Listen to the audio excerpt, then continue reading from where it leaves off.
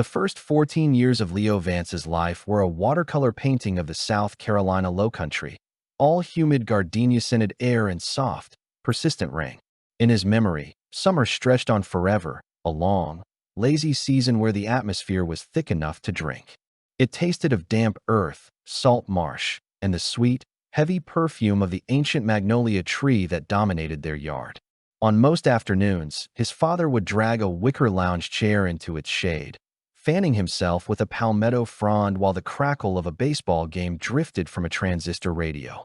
His mother would appear with a pitcher of sweet tea, condensation tracing lines down the glass, the liquid so cold and sugary it could extinguish the oppressive heat of an entire afternoon. Leo's home was a two-story house with a wide, welcoming porch, its white paint peeling just enough to look lived in, not neglected, with a riot of green ivy climbing the walls. His room was on the second floor. If he pushed open the window, he had a perfect view into the yard of his neighbor, Clara-Belle Holloway. CB was 6 months younger, a girl with pigtails and eyes like dark, polished river stones. She was his shadow, her voice a constant, breathless refrain of "Leo, wait up." Their childhood was a blur of chasing fireflies across damp grass, fishing for crawdads in the muddy creek, and drawing ridiculous cartoons in the margins of each other's homework. Back then, the sky was a brilliant, endless blue, the breeze was gentle, and life felt like a slow-moving river, and Leo assumed it would always flow this way, peacefully, towards some distant, unseen ocean, until the car crash shattered everything into a million unrecognizable pieces. He couldn't recall the details, not really. Just a collage of sensory horror, the shriek of tires on asphalt, the raw, animal screams of strangers, and a sunset that bled across the sky like a mortal wound. When he woke from the coma, his world had shrunk to the sharp, sterile smell of antiseptic and the tight-lipped sorrow etched onto the faces of his relatives. His parents were gone. The words were a lead weight that pinned him to the earth. He didn't cry. He didn't scream. He just felt a hollow space open up inside his chest, a void so vast and empty that the wind seemed to howl through it. After the funeral, a man who introduced himself as his father's oldest friend, Mr. Julian Sterling, arrived at the house. He wore an impeccably tailored suit of a dark, expensive gray. His silver hair was perfectly coiffed, and his voice, though gentle, carried an undeniable authority that brooked no argument. He explained, in calm, measured tones, that Leo's parents had made an arrangement with him long ago. In the event of an accident, he would become Leo's legal guardian. "Leo, I want you to come to New York with me," Mr. Sterling said, placing a heavy, proprietary hand on his shoulder. "There's a new school, a new life, and a new home waiting for you." Home. His only home was now a 6-foot plot of earth in the local cemetery. Numbly, he followed Mr. Sterling, packing a small suitcase with things that no longer seemed to belong to him. He took one last look at the ivy-covered house. Clara-Belle was standing at her gate, her eyes red and swollen, clutching a bouquet of gardenias still wet with dew. She looked like she wanted to give them to him, but she didn't dare step forward. "Leo," she called out, her voice choked with a grief that mirrored his own. That he didn't turn back. He was afraid that if he did, the fragile, paper-thin shell he had built around himself would instantly disintegrate. The train ride took more than 10 hours, a rattling, metallic journey that carried him from the warm, damp south to the dry, biting chill of the north. When he stepped out of Penn Station into the heart of New York City, the frigid air hit him like a physical blow. The sky here was high, so high, but it was a hazy, washed-out gray, nothing like the clear, vibrant blue of home. The Sterling's car was a black Mercedes that glided silently through the wide avenues, a shark in a river of yellow cabs. Outside the window, an endless stream of traffic and towering skyscrapers pressed in on him, monolithic and indifferent, suffocating him.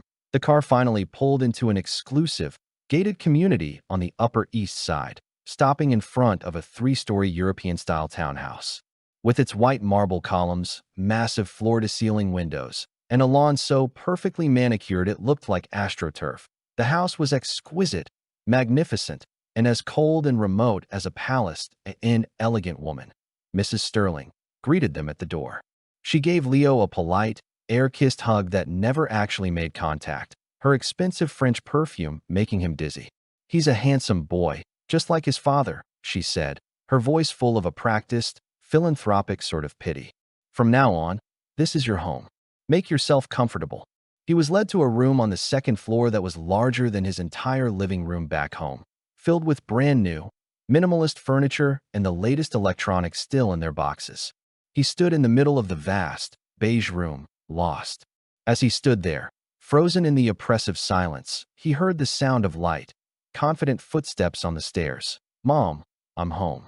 I hear my little southern gentleman has arrived." The voice was bright and musical, like wind chimes in a summer breeze. He turned instinctively, and then he saw her. Isabelle Sterling, that he had never seen a girl like her. She was maybe 16 or 17, dressed in a simple white tennis dress, her long, dark hair a cascade of silk, her skin as pale and luminous as snow. Her features were so perfect they could have been sculpted by a master, especially her eyes. They were astonishingly bright, alive, as if they held all the stars of a summer night. She stood there at the top of the stairs, tilting her head slightly as she looked at him, a curious, amused smile playing on her lips. In that moment, Leo felt the entire room light up. His heart, a leaden lump of grief and confusion, felt like it had been split open by a sudden, blinding ray of light. Isabelle Sterling, the Sterling's only daughter, one of the most beautiful, sought-after girls in all of Manhattan. She was a distant, brilliant star, and he was just a speck of dust on the ground below, caught in her orbit. His days in New York felt like a silent film playing in slow motion. Leo was the quiet observer in the corner, and Isabelle was the sole star at the center of the stage. He quickly adapted to the northern climate and the demanding curriculum of his prestigious prep school. He learned to bury his feelings so deep inside they were practically fossilized, presenting the flawless facade of a sensible, well-behaved, almost invisible good kid. Only he knew the obsessive, hopeless devotion that churned beneath that placid surface. In high school, Isabelle was already a force of nature. She was vibrant and confident, a dancing flame that drew everyone's eye. Leo never joined the ranks of her admirers, the boys who left gifts on her desk and stumbled over their words in her presence. His love was a silent, watchful thing. She loved parties and social events, often coming home in the early hours of the morning. No matter how late, a single, dim lamp would be left on for her in the living room. Underneath it, Leo would be pretending to read or study, waiting quietly for the familiar sound of the front door opening. When she returned, smelling of fatigue and champagne, he would silently hand her a glass of perfectly warmed honey water. "Pulling another ulnar bookworm," she would say, smiling as she ruffled his hair. Her tone was affectionate, the way one might speak to a gentle, harmless pet. "Go to bed. You have school tomorrow." She never knew that he had timed the honey water perfectly, reheating it over and over until it was just the right temperature for her arrival. The Sterling's cook prepared a lavish breakfast every morning, but Isabelle was a picky eater. Leo noticed she had a particular fondness for the everything bagels from a small, authentic deli downtown. So, every morning at 5:30, he would sneak out, ride his bike across a still-sleeping Manhattan to buy them, and place them on the dining table just before she came downstairs, pretending he had picked them up on his morning run.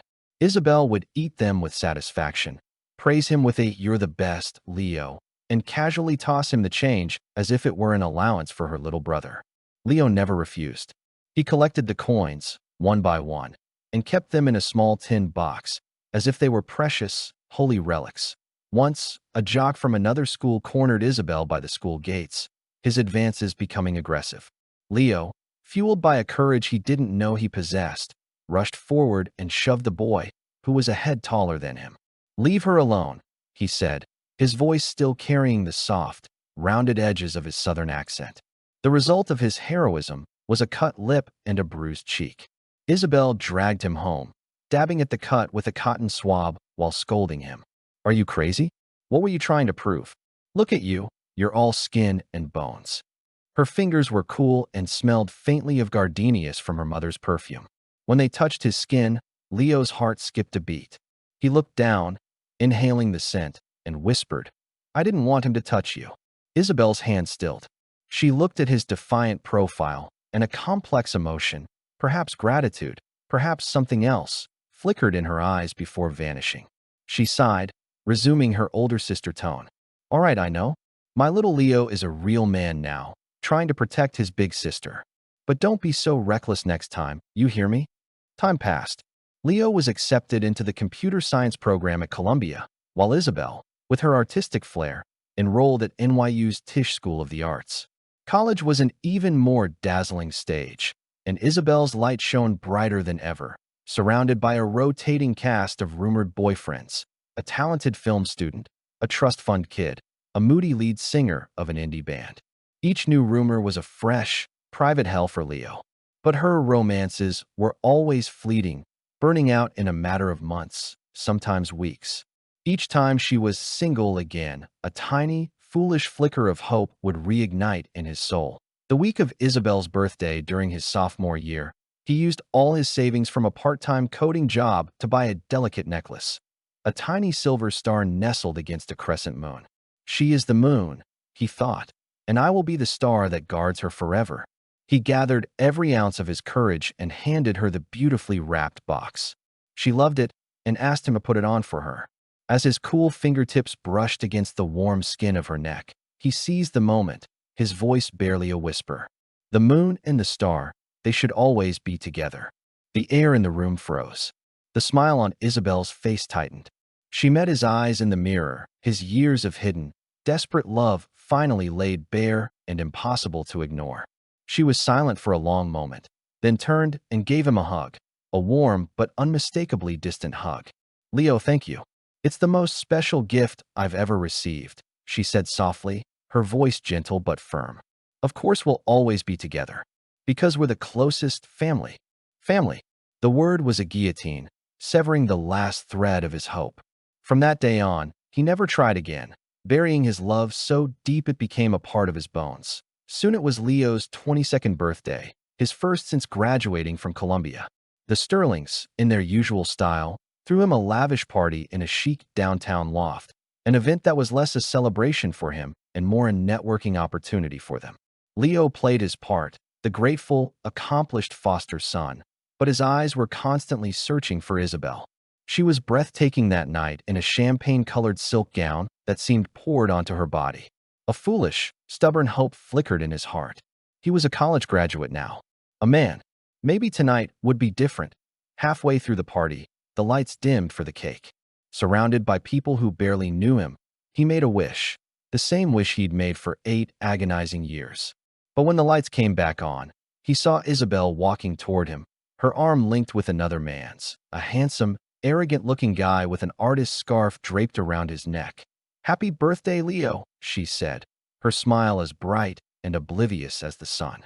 "Everyone, I'd like to officially introduce my boyfriend, Chase Harrington." Official boyfriend.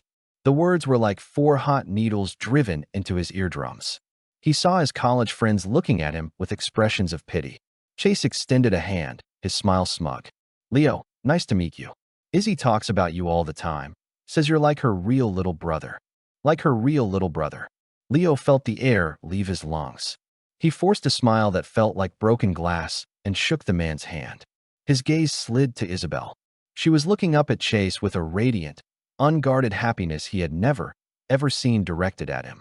In that instant, Leo's world, the one he had so carefully constructed around his secret love, crashed down into rubble. His 8 years of waiting, of silent devotion, of self-inflicted torture, had all been a pathetic joke. He didn't know how he got through the rest of the night. He was a robot on autopilot, smiling, thanking people, his soul hovering somewhere near the ceiling, watching the spectacle with cold detachment. After the last guest left, he went to his room, tore off the expensive suit, and stared out at the glittering, indifferent lights of New York. A wave of suffocation, thick and heavy, washed over him.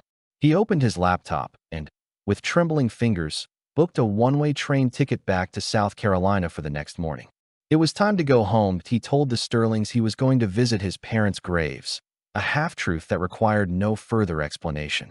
When he stepped off the train and onto the platform in his hometown, a wave of warm, humid air, thick with the scent of pine and damp earth, washed over him. He walked from memory toward his old house, dragging his suitcase, expecting to find a place succumbing to rot and decay. But when he unlocked the front door, he was met not with the smell of dust and neglect, but with a faint, clean scent of sunshine and lemon soap. Everything inside was exactly as he remembered, but spotless. The hardwood floors were polished. The furniture gleamed softly in the afternoon light. On the dining table sat a glass jar holding a few slightly wilted gardenias. This wasn't an abandoned house. It looked as if the owner had just stepped out for a moment. He knew instantly. It was Clara-Belle. A complex wave of emotion washed over him, sour, warm, and tinged with a profound, aching guilt. This silent, unrewarded kindness stood in stark contrast to Isabelle's dazzling but unattainable love. He sat in his father's old wicker chair from morning until dusk, doing nothing, just watching the light move across the room. For the first time in 8 years, he felt he wasn't just a piece of driftwood, unmoored and floating. On this land, there was a place, a person, that had been waiting for him. As evening fell, his empty stomach rumbled. Just as he was about to head out to find something to eat, there was a soft, hesitant knock at the door. It was Clara-Belle, no longer a girl with pigtails but a young woman with a neat bob and a gentle, questioning smile. "Leo? When did you get back?" she asked, her voice a mixture of surprise and unadulterated joy. "Have you eaten?" He shook his head. "I knew it," she said, her tone matter of fact. "Come on, you're eating at my house. Mom made your favorite, shrimp and grits." Her natural, uncomplicated warmth eased the tension that had gripped him all day. The Holloway house was filled with the comforting aroma of home-cooked food and the sound of the television. Her parents greeted him like a long-lost son. The familiar taste of home cooking warmed his empty stomach and began to soothe his wounded heart. After dinner, they walked in her garden, the air thick with the scent of night-blooming jasmine. "Thank you," Leo said, his voice rough, "for looking after the house." "It was nothing," she replied softly. "We're neighbors. I just thought, in case you ever came back suddenly, the house wouldn't feel so cold. In case you ever came back suddenly." The words were like a pebble dropped into the still, dead lake of his heart, sending out gentle ripples. She told him about the 12 flower shops she now owned, her voice filled with a quiet passion for her work he had never once heard from Isabelle or her circle. They talked for a long time, as if the 8 years of separation had never existed. That night, for the first time in 8 years, he didn't dream of Isabelle Sterling. The days after his return unfolded with a slow, quiet rhythm. He helped at Clara-Belle's main flower shop, read under the shade of the old magnolia tree, and took every meal with her family. His heart, bruised and battered, began to heal in the steady warmth of her presence. He thought life would continue on this peaceful, predictable course until tragedy struck again. One afternoon, Clara-Belle's mother called the shop, her voice a raw sound of panic. Mr. Holloway had collapsed. They rushed him to the hospital in Charleston. The news was a death sentence, delivered in the cold, clinical language of doctors. Pancreatic cancer, stage 4.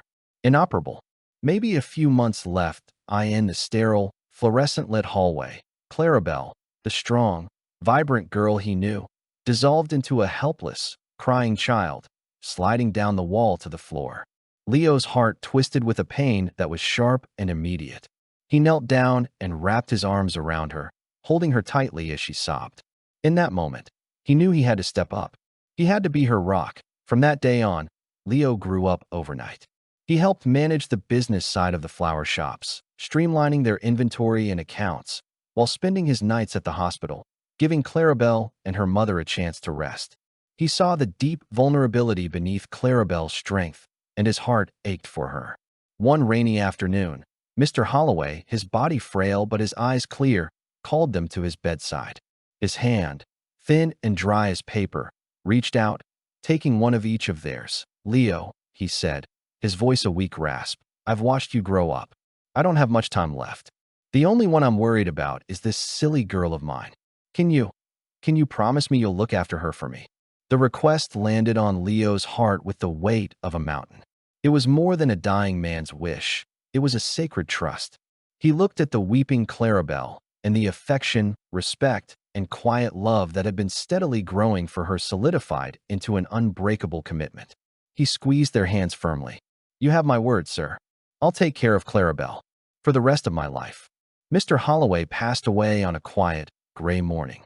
Leo quietly took care of all the arrangements, becoming a silent, dependable pillar for the grieving family. At the funeral, as the urn was lowered into the earth, Clara-Belle's strength finally broke. She collapsed onto the wet ground, her heart-wrenching cry bringing tears to everyone's eyes. Leo pulled her up from the cold mud and held her tightly. "It's okay, CB. Let it all out," he whispered into her hair. "From now on, I'm here." Facing death together fused their two hearts into one. After the funeral, life had to go on. Leo saw that their traditional, brick-and-mortar business model had its limits. One evening, he found Clara-Belle hunched over a pile of account books, her face etched with exhaustion. "CB," he said, his voice gentle but firm, "I want to help you take this business nationwide." He explained his vision for a national online floral platform, a network that would partner with local florists in cities across the country. The grand vision stunned her, replacing the fog of her grief with a new, sharp sense of hope. They started immediately, their shared goal becoming the best medicine for their sorrow. A month later, after signing their first out-of-state partner, they sat in the garden, sharing a quiet moment of success. "Leo," she said, her voice filled with sincere gratitude, "thank you. Without you, I couldn't have done any of this." "Silly girl," he replied, taking her hand. He knew it was time. This wasn't about fulfilling a promise anymore. It was about his own heart. He pulled a small box from his pocket. It held a simple, elegant ring he had woven himself from discarded silver wire from the shop, set with a tiny, polished gardenia seed. "CB, for 8 years, I was chasing a light that didn't belong to me. I thought that was love. It wasn't until I came back here, until I found you again, that I understood what love really is. It isn't about looking up at someone in adoration. It's about walking beside them, hand in hand." He knelt on one knee on the damp grass. "Clara-Belle Holloway, will you marry me?" Tears streamed down her face, but these were tears of joy. Without a moment's hesitation, she nodded fiercely, choking out, "Yes." They set their wedding date for 3 months later. Just as they were settling into their new rhythm of work and wedding planning, an embossed invitation arrived from New York for the wedding of Leo's college friend. He knew he had to face his past. "We'll go together," he told Clara-Belle, his voice steady. "It's about time I introduced you to them properly." Stepping onto the city's streets again, Leo's state of mind was completely different. His fiancée's presence was a warm, protective shield. At the wedding reception, when Leo walked in with Clara-Belle on his arm, nearly everyone did a double-take.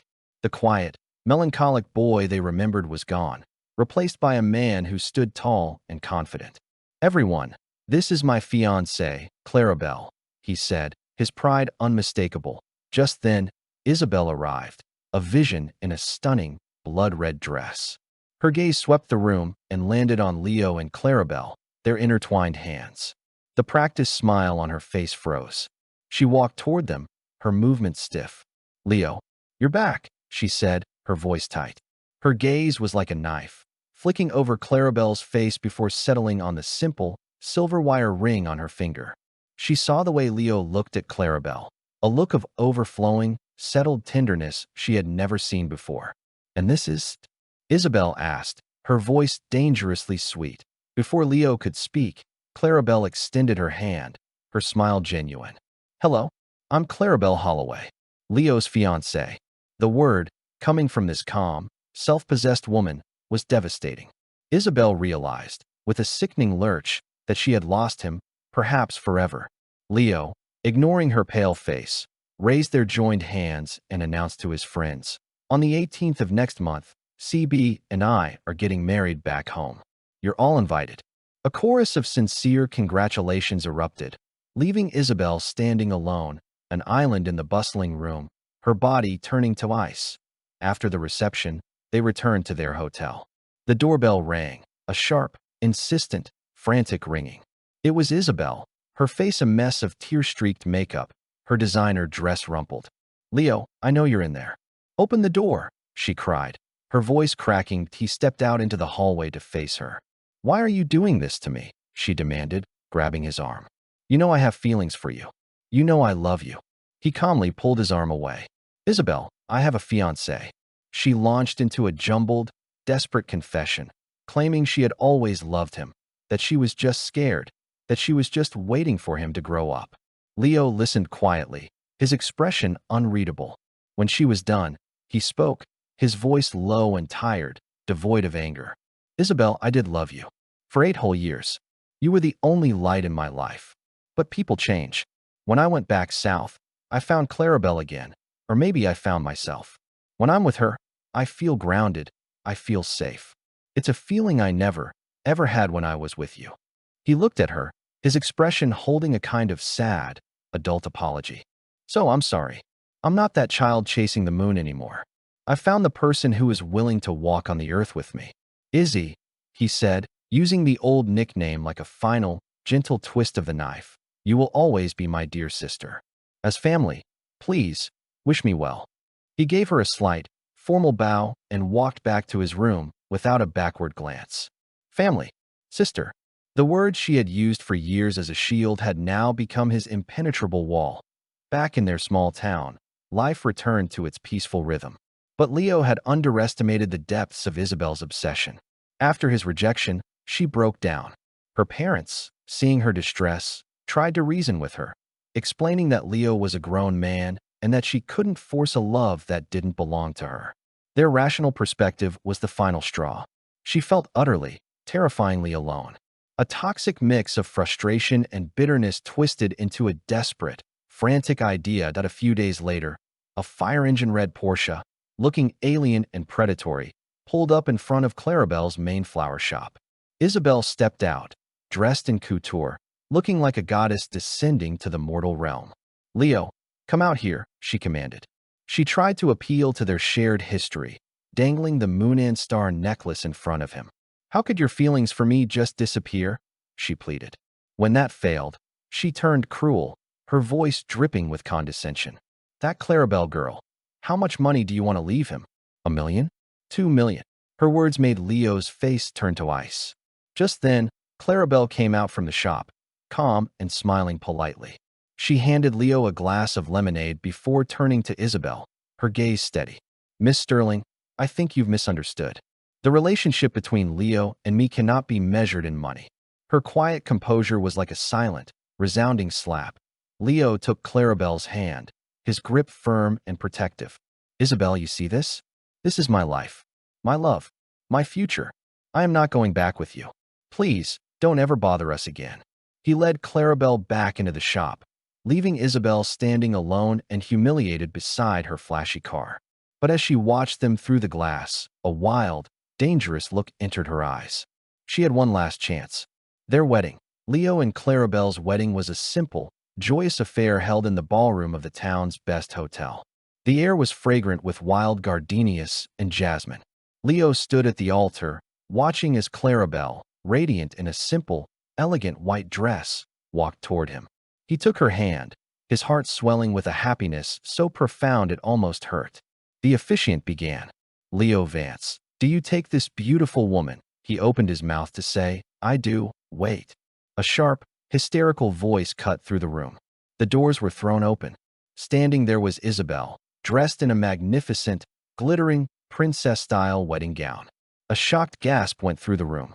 She walked down the aisle toward him, her expression a mixture of desperate hope and wild obsession.